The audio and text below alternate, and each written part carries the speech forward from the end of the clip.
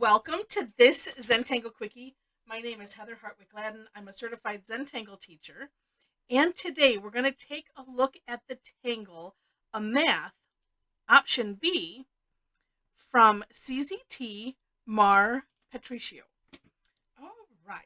So if you're following regularly, yesterday I did option A, and it looks like this. So I didn't realize that there were three options. So I decided to split this up into three separate videos. And I thought, well, we'll go ahead and do the second one today, and the option C, we'll do that in the next couple days for sure. All right, I like the geometricness of this tangle, but I will let you know I did modify. And Mar, I hope if you ever watch this that you don't mind. You can see Mar's step outs, which I highly recommend taking a look at. That's in the For More Inspiration link. So that way then you can see her work and examples and all of that. But I did change it up a little bit because I found it, I needed to make it just a tad easier. Okay, so this starts with two double lines. I like to draw kind of the outer first, and then if I realize that I've maybe gone a little bit too on the too wide, then I can, either do the aura-ing on the inside or the outside. All right, we're going to just do it this way. Okay. Then, now this one is going vertical, right? Yeah, where this one is horizontal. Okay, so one thing that I would do, I'm not going to do it now, but here's a suggestion. If you're doing it on a longer piece, you could start in the middle and then, work your way out to both sides just to get things started. But I'm going to start just down here with a V. And so what I'm going to do is putting my pen down as close to the middle of that space as I can, and making a little, an upside down V. All right. Now the next one, I'm going to do it the same way. But what I'm going to aim for is to place, to make my straight line come here about even with that peak there. I had done it where I was doing it the opposite way, like starting here and going up, but I found it more important to make sure that I got this in the middle, or as close to it as possible. And then here, because I'm, we're going off the page, I'm just gonna do it that way. But I like to share a couple ways to do things, at least as I'm working through it, so that way if this doing it this way doesn't work, then you can try it the other way. All right. Now here is where I modified Mar's step out. From here, from each top point, we're going to make basically this for sure is going to be a V. It'd be going the right direction for a V, like so. And then down here, we're just going to pretend that that's going to go right like that. Okay. Then we're going to aura this outside section right here. Now the reason that I modified it was because Mar had us doing this aura line and then adding this, and what I kept doing was making it so that way this wasn't a complete, or I just couldn't position this in the right way, so that way I didn't feel like I had to go back and redo it, because you want to have this open here. And I should turn this so that way it's comfortable. There we go. That's much better. Okay. Oops, and let's get these ones up here as well. Oh, and down here. I knew I was missing something. Okay. And that just to me seemed a little bit easier. Then in these diamonds that we have now created, we're going to essentially aura the top line, but you can of course separate, have as much space in this aura as you wish and have fun with that. And then we're going to aura that one. This too might be easier to start in the middle and come down on both sides like that. Again, working to make it as even as possible. And that's essentially it. And then you get to decorate. What I'm going to do is I'm going to decorate it similarly to what I did on the other, just because I think it'd be nice to have them all kind of matching once I get all three done.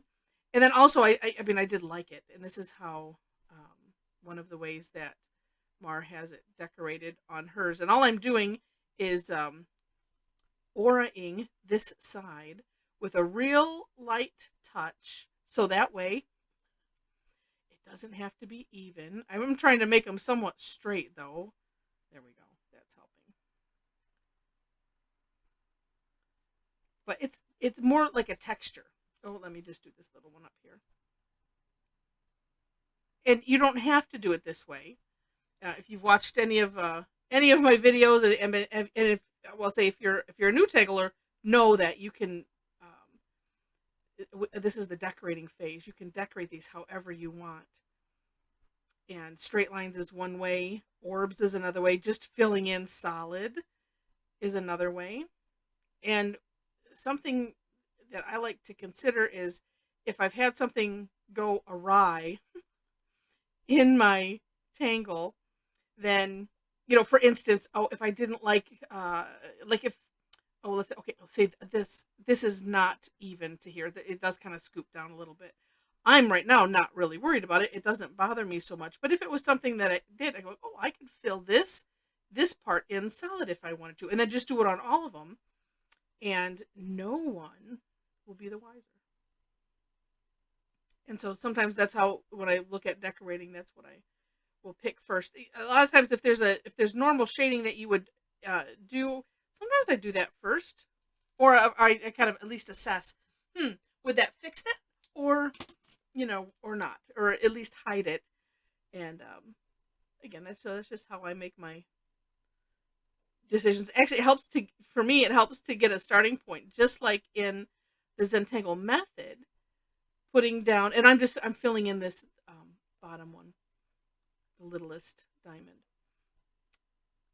In the Zentangle method, that's why we do the 4 corner dots and make the frame and then the string, because it gets us working on the paper and gives us, just a starting point. Because some of us, not everybody, but I know for me, that is an enormous thing. A blank piece of paper is a bit overwhelming. And there we go. And we'll add some shading to this. And let's see, I'm going to try this. I'm just going to put here and here.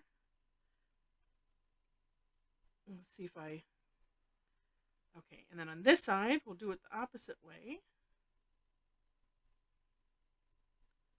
We'll see what that looks like. Okay. And I'm not going to bring it out a whole lot, just because there's not a whole lot of space here, and I want to make sure that, oops, I should have done that top one. I always like to have the tip of the tortillon on the graphite, and then, as you're making circles, or even if I'm just going back and forth, I'm bringing it into the space versus kind of reaching around. I'm trying to see, so if I was doing here, if I was going to do this line, it just doesn't work that well. Not to say that I haven't done that before. That's how I know it really doesn't work that well. Oops. I have a jumping tile. All right, let's see. Oh, that looks neat. In the step out, I did this side as well, and that's why I wanted to kind of try with just the 2 sides, and that looks kind of neat. Ooh, it makes this look extra shiny. Oh, neat effect. So I hope you enjoyed this, and like I said, look for the third option in the next couple days. And if you liked it, would love to have a thumbs up on the video. Feel free to share it, of course. And what else? Oh, biggest thing, if you really liked it and you have not subscribed to the channel yet, I would love to have you be a subscriber. And also in the description section under the step outs links are ways to connect with me. So if you liked it enough and maybe you want to do a live class, I do live online classes every week.